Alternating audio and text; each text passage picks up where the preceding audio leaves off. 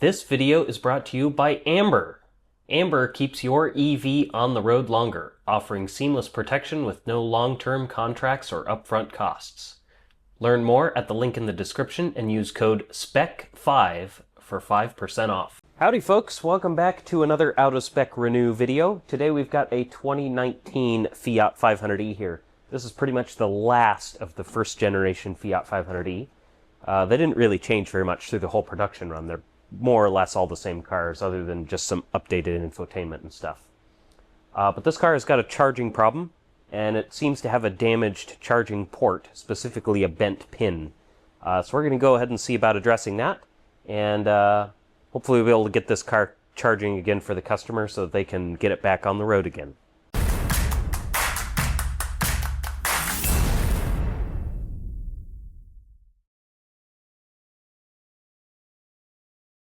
Alright, so like I mentioned there in the intro, I do have a new charge port for it. So the charge port setup on this is kind of interesting. It's basically a harness without any interruptions, so there's no connector in the middle anywhere. But it basically runs from the rear, the charge port's right here, and then the cabling runs down the wheel well and then along the bottom of the car all the way up to the front, where it connects to the back side of the onboard charger here. There's kind of just a metal cover there that covers up the connectors. But if we come back here and take a look in the charge port, of course I can't fit the camera all the way in here, so let me zoom in. You can see that this pin right here is bent pretty severely. It's shoved all the way up against the side. So my guess is that maybe they tried to plug into an actual plug that was damaged, and that caused the pin to bend, or, you know, maybe something else happened here. But just out of sort of morbid curiosity, I want to see if I can bend that pin back straight again, and maybe we can get this car to charge.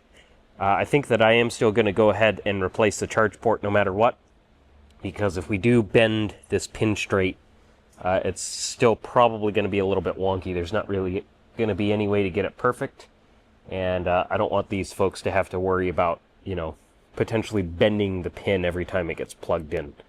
But yeah, I actually do have just a granny cable plugged into the wall over there, so I'm going to try and bend that straight. We'll see if we can plug it in and make it charge again. Alright, let's see if we can straighten this pin out here. Yeah, and even these little pliers won't even fit in there. So let me see if I can find something a bit narrower. So the pin here that's bent is actually the proximity pin, which is basically what tells both the vehicle and the EVSE that it's connected. Yeah, that pin feels kind of loose in there. If I go against another one, it doesn't feel quite so loose.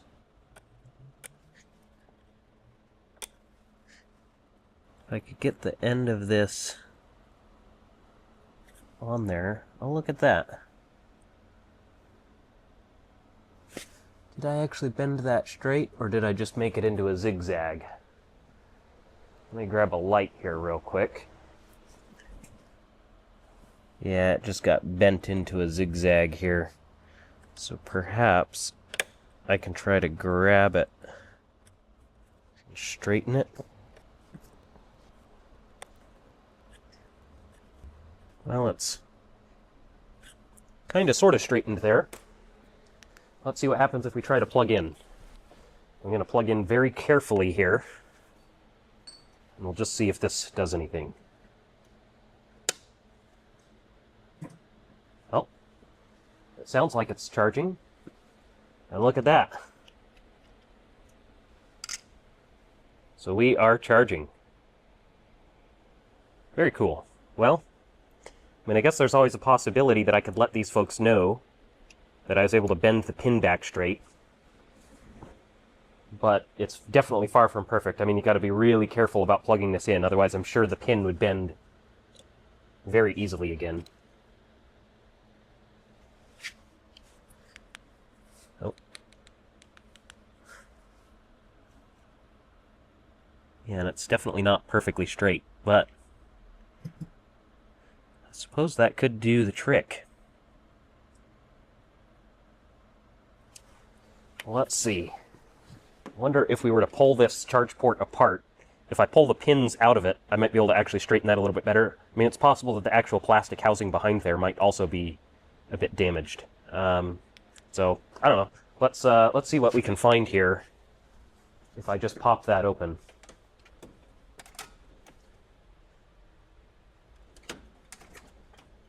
This is also part of the reason why I usually don't like to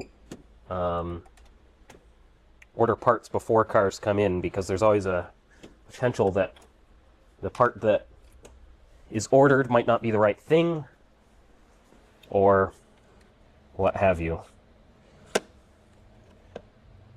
I've certainly had situations before where a customer told me that their car was diagnosed by a dealership or another shop, and it needs, you know, XYZ part, and then it ends up not actually being that part that they needed. Misdiagnosis, or in some cases, the part can actually be repairable. So yeah, let me take those fasteners off right there. Okay, so that little plate comes off. And then, yeah, I might have to pull the wheel liner out and then push this down through the fender well to get to it a little bit better, so we can actually take that housing off. Alright, so now we can go ahead and pull this down, and there's sort of a little, whatever, insulation sound deadening thing there. And then on the back side of our connector here, there's just a rubber boot that we can pull back. And then all of the pins are held in here just with this plastic clip. It's a little bit tricky to get these things off usually, because you kind of have to do every side just a little bit at a time. And usually they're quite easy to break because they can be pretty brittle, like that.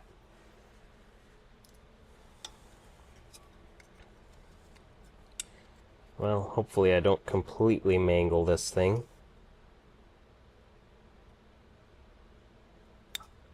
There we go. Got that one off.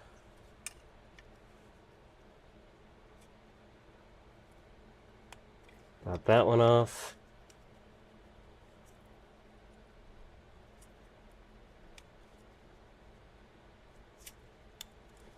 And got that one off.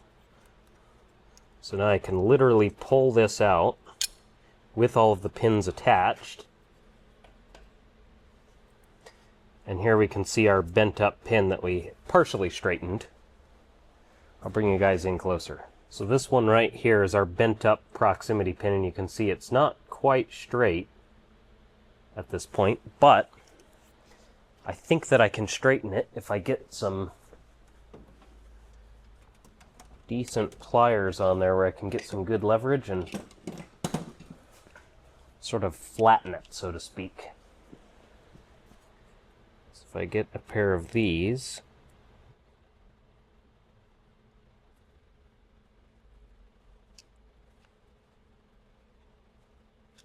well, that is pretty well straightened actually at this point. Yeah, that's a pretty soft pin. It bends easy. Okay, well, I have that straightened out, more or less, but there's definitely a pretty good potential that it could bend again in the future fairly easily. I'm going to go ahead and give the customer a call and see if they want to just do this, or if they want me to go ahead and replace the whole harness, which is going to be quite a bit more labor, quite a bit more expensive. I basically have to unbolt the battery and partially drop it out of the car in order to get the new harness in, because that's kind of in the way. I might be able to fish it through without dropping the battery, but I kind of don't think so. So it's quite a bit of labor to get that done. So yeah, I'll go ahead and touch base with the customer, see what they want to do. If they decide they just want to try this for now, see if it holds up for them. You know, maybe that's a possibility. Or if not, then maybe we can go ahead and replace the whole harness. Alright, so the customer did opt to go ahead and still do the full charge port replacement, just because essentially what led to this issue in the first place was not being careful enough plugging it in. So I think that even with the pin straightened out, unless they were real careful about making sure that it gets plugged in carefully every time, there's a pretty high likelihood that this could get bent again. So we're going to go ahead and install the new charge port harness. And like I said, this is quite a process because a lot of the stuff on the battery mounting is actually in the way. I think that we might actually have to drop the battery down slightly out of the car in order to get access to all of the clips and stuff. So without further ado, let's go ahead and start pulling off some plastic paneling and stuff underneath, and we'll be able to start tearing into this thing.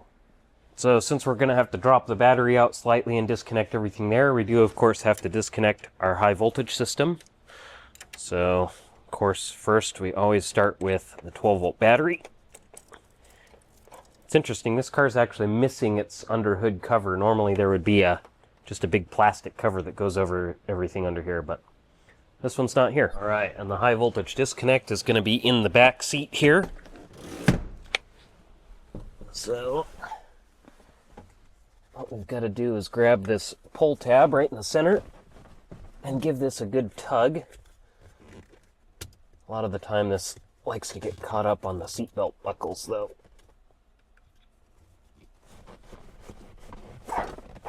There we go. And then our high voltage disconnect is right under this cover here. Boom.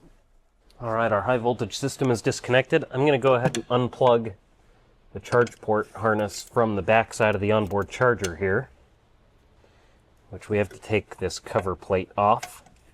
I think this is like a crash protection thing, because this is like super robust metal plate there. That's like 1/8 inch thick steel. So I think it's for crash protection so that the connectors don't get jammed into the firewall and cause high voltage exposure to the chassis. At least that's my guess. Alright, we got to pull our plastic panel here at the front as well as our one on the other side here.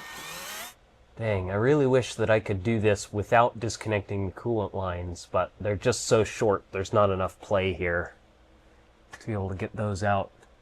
I could probably unclip the charge port harness from the body, even with the battery in place, but the problem is that I can't actually pull the harness out with the battery in place because there's too small of a gap. You can't get the connector pulled through, which, you know, you could always cut the harness to get the old harness out of there, but you still wouldn't have a way to get the new one in. So the battery does have to drop out.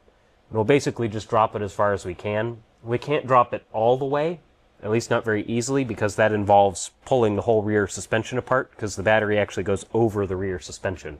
But we can drop it out until it basically bottoms out on that rear axle. And that'll probably give us, I don't know, I would guess maybe about 4-5 inches of space probably that we can drop the battery down, and that'll be plenty enough to get this thing out of here. But anyway, yeah, let's go ahead and disconnect our battery here.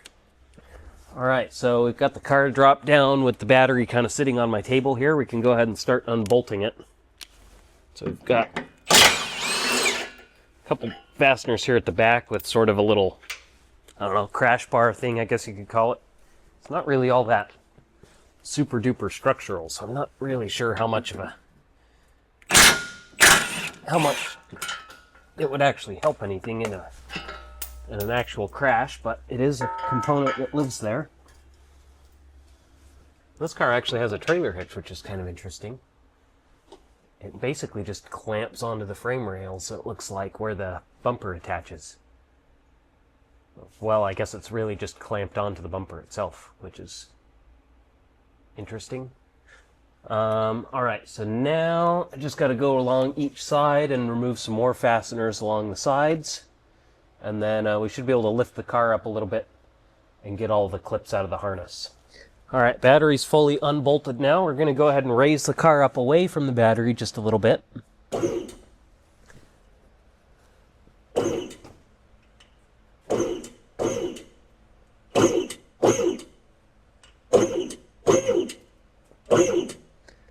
Alright, I think we're good there.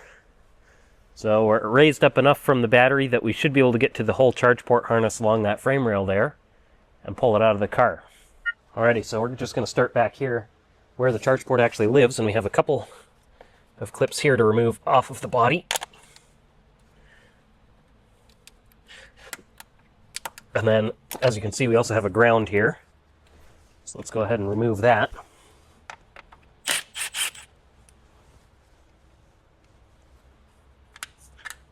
And now we're disconnected there.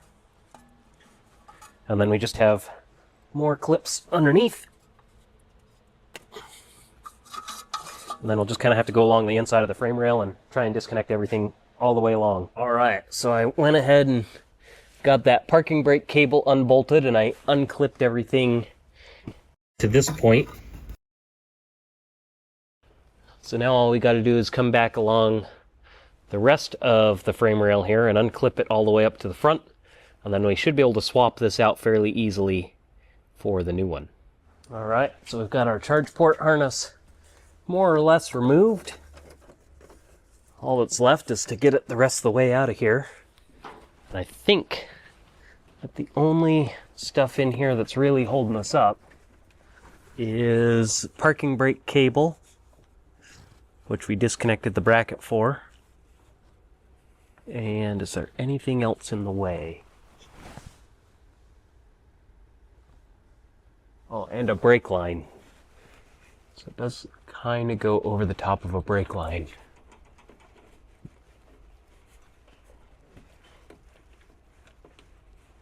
Or does it?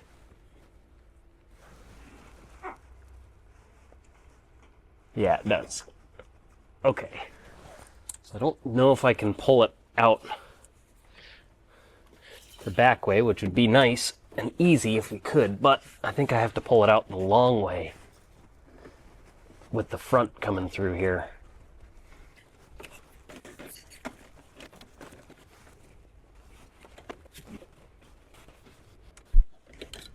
Boom. All right. Old charge port harness removed. Now just to perform the reverse and get the new one in. All right, old harness is out. Whoa. All right, old harness is out. New harness is ready to go back in. I've left the bubble wrap on the inlet end, and I just put a little bag on the plug end just so that as we're fishing it through the car, it doesn't get a bunch of dirt in it. So I need to fish this through the top here. And then it's got to go, well, actually it's probably going to be easier to do this the same way that I did when I took it out. So this is going to go over the top like so. So I'm going over this brake line and over the parking brake cable as well. And I got to make sure to avoid all of the clips and stuff on the harness because we don't want to break any of those. Yep.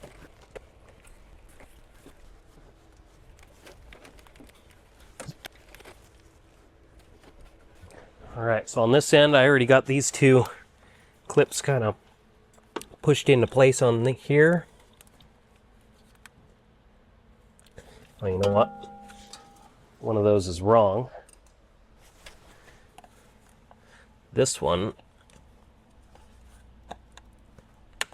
is supposed to go on that clip right there. Then that goes there.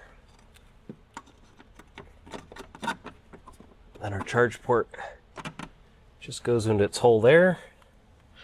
And we have our ground right here. Just like so.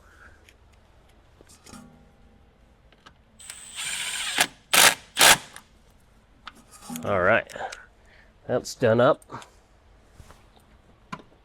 And now, just got to go through, clip all the other things into place, and then we'll fish the cable up through the front of the car back to the onboard charger. All right, so I got the harness clipped in up here through the hump, kind of over the top of the battery there.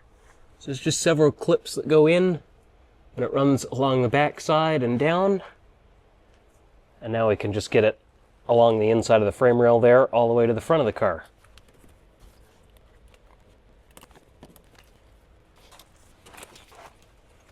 Alright, so now it's time to drop the car back down on the battery and bolt it in. That way we can make all of our connections, and then we can make sure that everything works properly. Alright, so the battery is officially bolted back into the car. So we're ready to go ahead and bring this thing up. And then we can go ahead and reconnect all of our high voltage stuff, our coolant lines and everything. I still need to bolt the charge port in there. And then we should be able to power the car back up, make sure it charges just fine, and then we can button everything up. Alright, I'm going to go ahead and reattach a little retainer plate for the charge port here.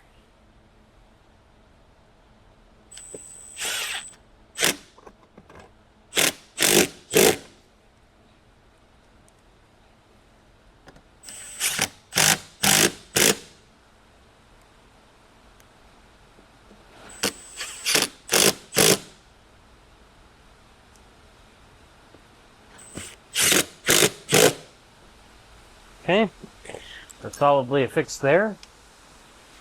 And dang, the rain is coming down. Sweet. Hopefully the rain isn't too deafening on the mic here, but it is pretty loud in here. Last step before we can go ahead and power everything up is we've got to connect our charge port harness here. So let me just cut off my little protective bag that I put on it here.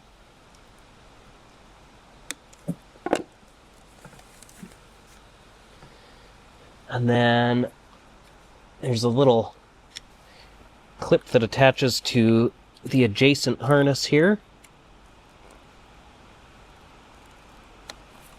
There we go. And then we should be able to just push that into place like so. I'm just going to loosely put our cover back for now. I can tighten it back up in a minute after we make sure everything works. But now I'll go ahead and reconnect our high voltage disconnect. Alright, high voltage disconnect can go back in. Oops, knocked the seat down there.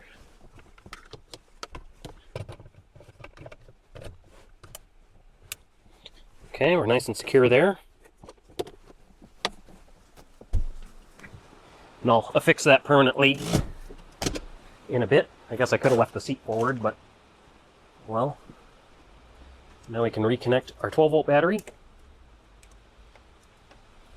I guess first things first, I'll start the car, make sure we don't have any alerts or anything.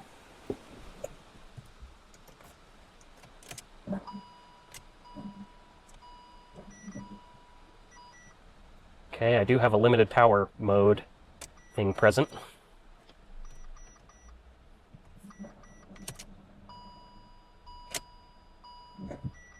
Not ready. Okay. And the key doesn't want to release.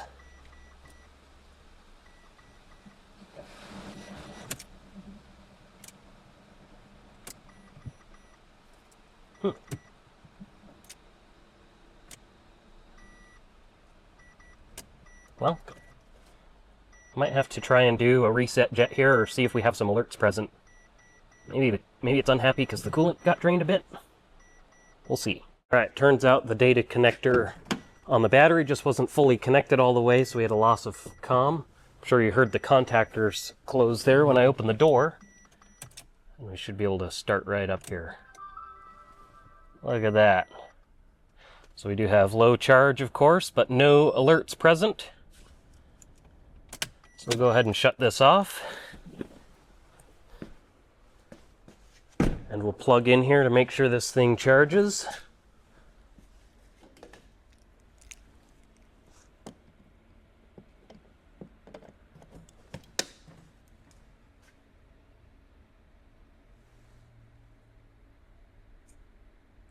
And there it goes, it's charging. Sweet. So just a few things to button up here. Got to put, of course, the wheel back on, get all the plastic panels back into place, tighten down the 12-volt battery and all that good stuff. And then this car will be good to go. And last but certainly not least, go ahead and torque down our negative battery terminal. Make sure that's good and snug. And there we go. This thing's good to go. Alrighty, well that's going to do it for this one, folks. Pretty straightforward job. Didn't take too terribly long. Of course, dropping the battery may sound pretty major, and I suppose it kind of is. But it wasn't anything like, super crazy as far as the repair goes. It's just a little bit unfortunate that when, I guess at the time, Fiat Chrysler designed this car, they didn't really take into account serviceability for the charging port harness. And a lot of the time that's kind of the case for a lot of these compliance cars. They're just not laid out super well in a really thought out way as far as serviceability goes. But you could say the same for a lot of the newer stuff too that is, real mass production. A lot of it isn't as easily serviceable as some other things. But that's just modern cars for you. And yeah, so that's pretty much it for this one. These folks should be back on the road here whenever they're ready to pick it up. And luckily it wasn't too expensive of a repair. So, as always, if you like seeing this stuff, make sure to hit subscribe, stay tuned, and as always, thanks for watching.